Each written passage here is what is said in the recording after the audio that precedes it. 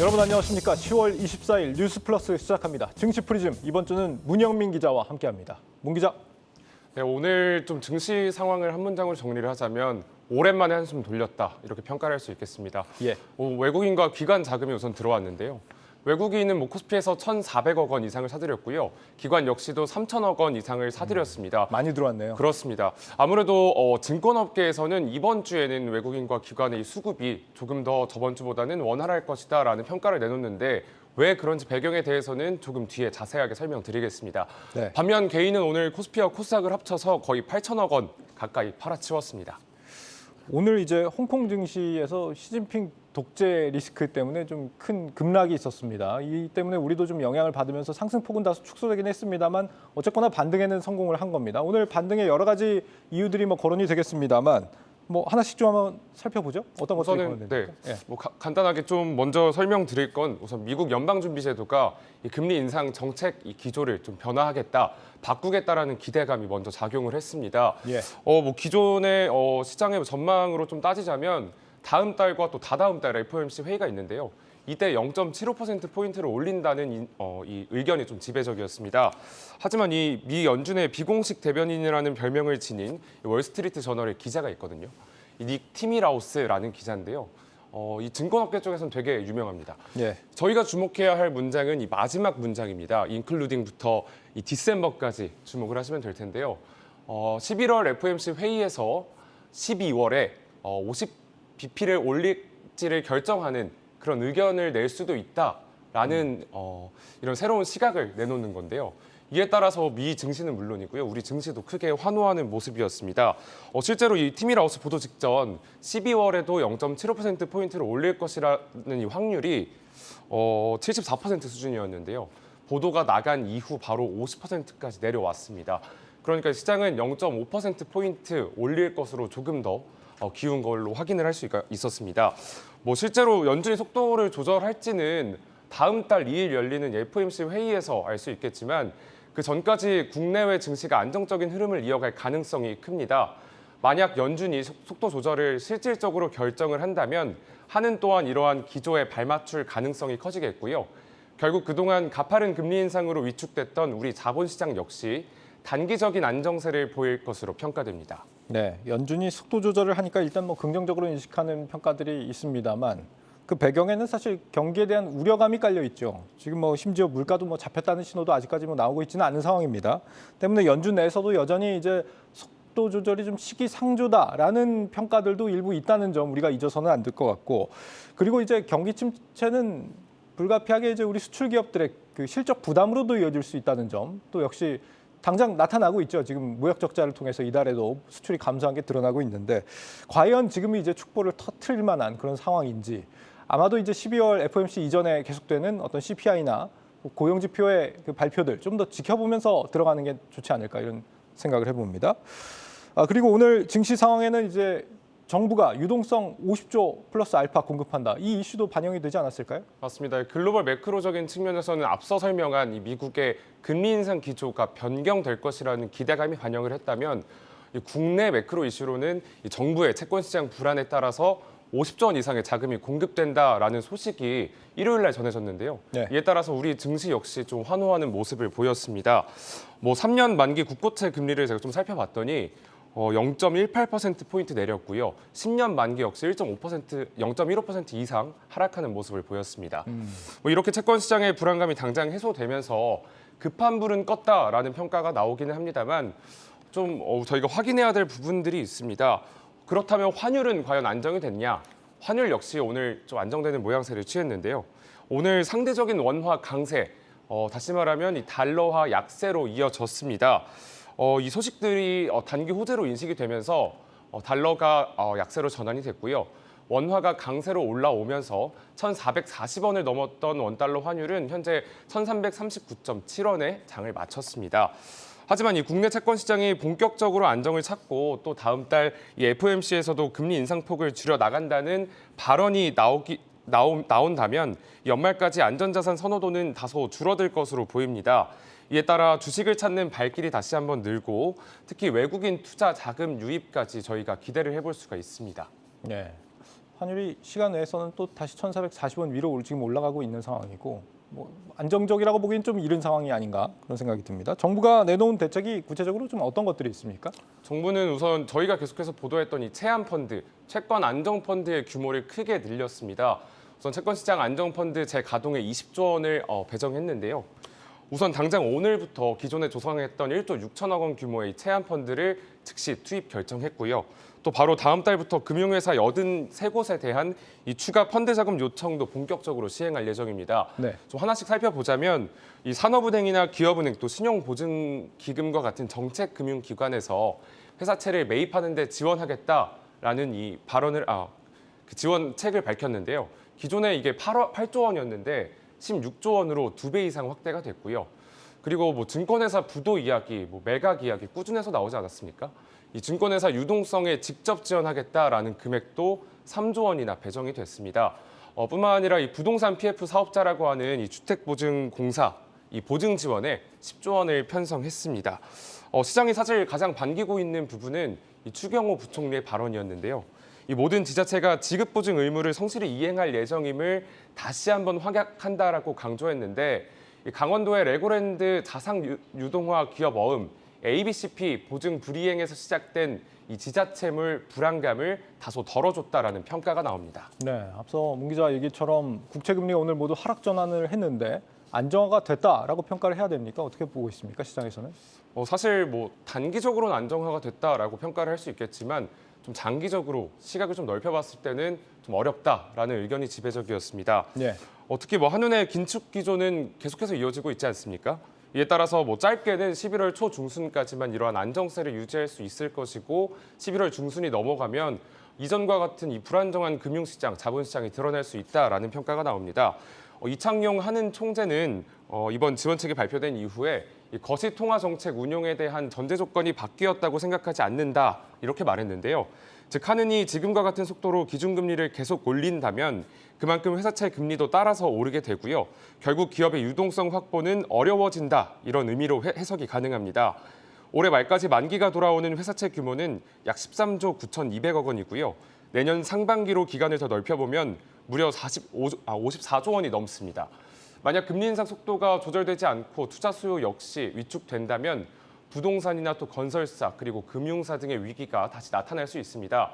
금융투자업계에서는 정부가 계획대로 부양책을 빠른 시일 안에 집행해서 먼저 채권 투자 심리를 긍정적인 방향으로 움직이게 해야 한다는 조언이 나옵니다. 네. 지난 그 김진태 도지사 발언 이후에 증권사 부도 위험설 막 굉장히 좀 많이 나오지 않았습니까? 그 이후에 이제 증권주들 일제히 급락했었는데 오늘은 또 다 반등을 했다고요. 맞습니다. 지난주 19일부터 21일까지 3일간 이 KRX 증권지수라고 해서 이 증시에 상장한 증권사들을 모아놓은 지수가 있는데요. 무려 3일 동안 6% 가까이 빠졌는데 오늘 하루에만 2% 넘게 반등했습니다. 네. 특히 뭐 키움증권이나 삼성증권 등 대형 증권사를 중심으로 큰 반등폭을 보였는데요. 이 정부가 50조 원 넘게 공급하는 유동성이 있는 만큼 증권사들의 유동성 위기가 한풀 가라앉았다는 시장의 평가로 인식이 됩니다. 이번 긴급 지원을 통해서 부동산 PF 유동화 시장의 신용 경색은 잠시 한숨을 돌렸습니다. 하지만 모든 사태의 원인은 급속도로 높아진 금리이기 때문에 추가적인 부실이 발생할 위험은 여전히 존재합니다. 이와 관련해 김종학 기자의 보도 먼저 보고 오시죠. 증권사들이 지금까지 부동산 프로젝트 파이낸싱을 위해 발행하고 남은 PF 채권은 지난 금요일 기준 48조 9천억 원 규모에 달합니다. 이 가운데 당장 이달 말에 돌아오는 자산 유동화 증권 ABCP 만기 자금만 6조 7천억 원, 올해 말까지 모두 26조 9천억 원에 달합니다. 증권사들은 만기 PF 채권을 담보로 자산 유동화 증권을 발행해왔는데 이를 되갚기 위한 차환이 어려워지면 모두 떠안을 위험이 있습니다. 이달 들어 신용도가 높은 증권사들은 PF ABCP를 1조 3천억 원 줄였지만 A2 이하인 곳은 연말 이후로 상환을 미룰 만큼 상당한 자금 압박을 받고 있습니다. 정부가 23일 발표한 단기 시장 안정 조치 가운데 한국증권금융을 통한 3조 원 규모의 유동성은 이처럼 신용경색의 약한 고리인 PF ABCP에 직접적인 지원을 하는 것이 핵심입니다. 부동산 프로젝트 파이낸싱 사업장 보증 지원까지 기대하지 않던 시장은 정부와 당국이 진원지부터 차단하겠다는 의지에 긍정적인 평가를 내놨습니다. 당장 뭐 6조 7천억 전체를 다 해줄 수는 없겠죠. 3조 원 한 배로 어쨌든 지원해준다라고 하는 부분은 증권사가 부족분을 어쨌든 지금 해준다라는 입장이신 거잖아요.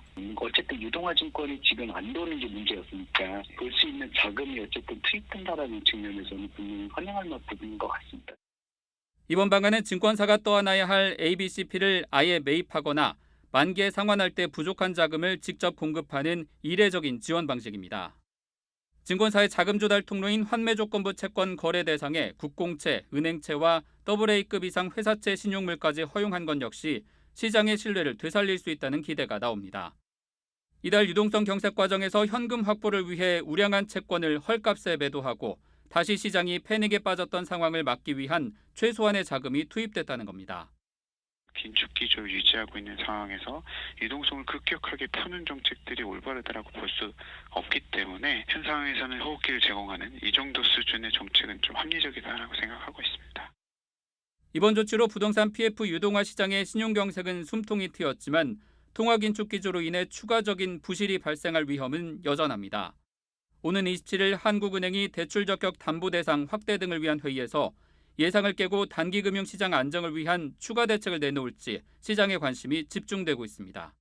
한국경제TV 김종학입니다. 네, 결국 증권주에 대한 이 투자 심리 회복은 장담할 수 없다는 건데요. 한국은행을 비롯한 금융당국의 추가 조치가 나와야만 이 상승세에 불을 지필 것이라는 판단입니다. 네. 이런 상황에서도 한국은행은 다음 달 물가 잡기 행보를 계속해 나가겠다는 입장을 내놨습니다. 하지만 경기 침체로 기업들 자금난이 쉽게 진정되기 어려운 만큼 한국은행이 나서서 추가 유동성을 공급해야 한다는 주장도 제기되고 있습니다. 돈을 조이면서 풀어야 하는 딜레마에 빠진 셈입니다. 이번에는 전민정 기자 리포트로 알아보겠습니다. 발표한 시장 안정 방안은 최근 ABCP 시장을 중심으로 신용 경계감이 높아진 상황에 대항한 미시적 조치이기 때문에 거시적 측면에서의 통화정책 운영에 관한 전제 조건이 바뀌었다고 생각하지 않습니다. 레고랜드 사태로 기업 자금 조달 시장이 얼어붙자 적격담보대상 증권에 은행채와 공공기관채를 포함하는 방안을 검토하겠다고 나선 한국은행. 그러면서도 이창용 한은 총재는 인플레이션을 잡기 위한 긴축 기조를 이어나가겠다는 의지를 분명했습니다. 직접적인 유동성 공급 없이 핀셋 지원이 가능한 시장 안정 조치는 하되 기준금리를 올려 돈줄을 죄는 원칙은 바꾸지 않겠다는 겁니다. 업계의 강한 요청에도 한은이 신규 유동성 공급 조치인 기업 유동성 지원기구, 즉 SPV 대출과 금융안정특별대출 재개에 유보적인 입장을 취한 것 역시 통화정책 기조와 엇박자를 낼 수 있어서입니다. 지금까지 한국은행 쪽은 기준금리를 올리고 유동성을 축소한다라고 하는 메시지를 줬던 적격담보 정도 부분들은 신용시장에서 발생할 수 있는 기술적인 부분들을 좀 보완을 해주는 정태가 될 거고, SPV는 사실 또 발권력 동원한다는 느낌을 많이 받으니까 그것 때문에 되게 부담스러워 하실 거예요. 하지만 문제는 현재의 자금시장 경색이 글로벌 유동성 축소로 인한 한은의 기준금리 인상으로 시장금리가 꾸준히 상승하는 과정에서 발생했다는 점입니다. 즉 코로나19 팬데믹으로 인한 일시적인 유동화 위기 상황이었던 지난 2020년 채권시장 위기 때와는 다르다는 얘기. 지금은 금리 인상의 경기 침체 우려까지 겹쳐 기업들의 자금난이 쉽게 진정되기 어려운 만큼 시장에선 SPV 재가동과 같은 추가 조치를 전향적으로 검토해야 한다는 목소리가 나옵니다. 부채 시장은 뭐 이제 안정을 찾은 크레딧 채권 시장은 뭐 여전히 냉각된 상황이 바뀌진 않은 것 같아요. 한국은행의 추가 대책이 필요할 수도 있다. 뭐 인상 사이클이다 보니까 시장 기능 회복이 더딜 수도 있는 상황이니까 지원 대책이 굉장히 좀 전향적이고 전폭적이고 크게 좀 돼서 심리 안정을 좀. 다음 달에도 추가 금리 인상을 예고한 한은 정부의 50조 원 긴급 처방에도 자금 경색이 더 심각해질 경우 빅스텝이 아닌 베이비 스텝으로 긴축 속도 조절에 나설 수 있다는 관측도 나오고 있습니다. 한국경제TV 전민정입니다. 네, 문 기자. 이 한국은행이 추가로 내놓을 수 있는 조치로 지금 금융안정 특별대출, 기업 유동성 지원기구 이런 게 거론된다고 하는데 정확히 어떤 개념입니까? 단어가 어려워서 좀 시청자분들께서 이해하기 어려울 것 같은데요. 예. 쉽게 좀 설명을 하자면 이 금융안정특별대출제도는 한국은행이 직접적으로 이 증권사나 보험이나 또 은행 등 금융회사로부터 이 우량 회사채를 직접 사들이는 담보로 받고 대출을 해주는 그런 제도를 의미합니다. 또 이 기업 유동성 지원 기구 SPV라고 하는데요. 이 저신용 기업의 자금 조달 지원을 위해서 회사채와 기업 어음을 직접적으로 매입하는 기구라고 이해하시면 됩니다. 제가 좀 직접이라는 단어를 좀 많이 썼는데 네. 결국 이 좀 죽어 있고 좀 말라 있는 어떤 기업이나 이런 기구에 대해서 돈을 직접적으로 대준다라고 이해하시면 될 것 같습니다. 결국에 유동성을 직접적으로 준다라는 건데요. 사실 이 두 제도는 코로나19 팬데믹 당시 금융위기 대응을 위해서 정부가 가동한 대책입니다. 지금은 이 카드들을 꺼내들 수 없는 데에는 유동성이 확대되던 이 코로나 팬데믹 때와는 현재 상황이 다르기 때문이겠죠.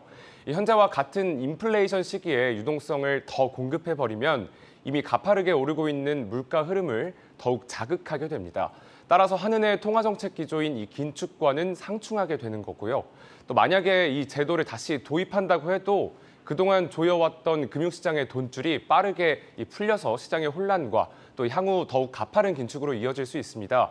이에 따라서 한국은행을 비롯한 금융당국의 셈법은 보다 복잡해질 것으로 보입니다. 네. 증시 프리즘 문영민 기자였습니다.